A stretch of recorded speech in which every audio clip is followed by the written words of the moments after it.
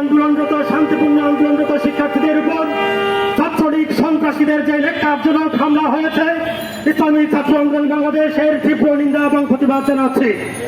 ছাত্রলীগ তাদের এই সন্ত্রাসী কর্মকাণ্ডের মধ্য দিয়ে সাধারণ ছাত্র জনতা থেকে বিচ্ছিন্ন হওয়ার ঘোষণা দিয়েছে। এটি স্পষ্ট হয়েছে। আমরা জানি ছাত্রলীগের ইতিহাস কোনো শান্তিপূর্ণ ইতিহাস ছিল না। প্রতিনিয়ত তারা সন্ত্রাসের ক্ষেত্র তৈরি করেছে, সন্ত্রাসী কায়দায় ছাত্র জনতার উপর তারা হামলা করেছে। বর্তমান কোটা বিরোধী শান্তিপূর্ণ ছাত্রদের আন্দোলনেও তারা সন্ত্রাসী কায়দায় হামলা করেছে। আমাদের ভাগ্য অবাক লাগে, দেশের আইন শৃঙ্খলা বাহিনী থাকতে একটি যৌক্তিক আন্দোলনের উপর ছাত্রলীগ কিভাবে বৈধ থাকায় তাদের উপর হামলা করবার জন্য এটি সবচেয়ে বড় প্রশ্ন হয়ে দাঁড়িয়েছে। সুতরাং আজকের এখান থেকে আমরা ঘোষণা দিলাম, সারা বাংলাদেশে সকল সাধারণ শিক্ষার্থী একযোগে একসাথে ছাত্রলীগকে বয়কট করবে ইনশাআল্লাহ।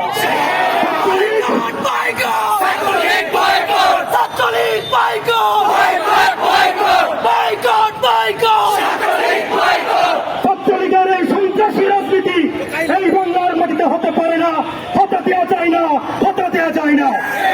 ছাত্র বন্ধুগণ, যৌক্তিক দাবি নিয়ে মাঠে নেমেছিল সাধারণ শিক্ষার্থী, তাদের মেধার মূল্যায়ন করতে হবে। আপনি কোঠা দিয়ে কোটার জঞ্জাল বিছিয়ে এদেশকে লুটে পুটে খাবেন আর মেধাবীদেরকে দেশ থেকে বিতাড়িত করবেন। ইসলামী ছাত্র আন্দোলন বাংলাদেশ কখনো বরদাস্ত করবে না, কখনো বরদাস্ত করবে না। সাধারণ শিক্ষার্থীদের সাথে নিয়ে আমরা দুর্বল আন্দোলন গড়ে তুলব। ইসলামী ছাত্র আন্দোলন বাংলাদেশ এই কোটা বিরোধী আন্দোলনে সকল ক্যাম্পাসে সারা দেশে একসাথে ছিলাম, একসাথে আছি, একসাথে থাকবো ইনশাআল্লাহ।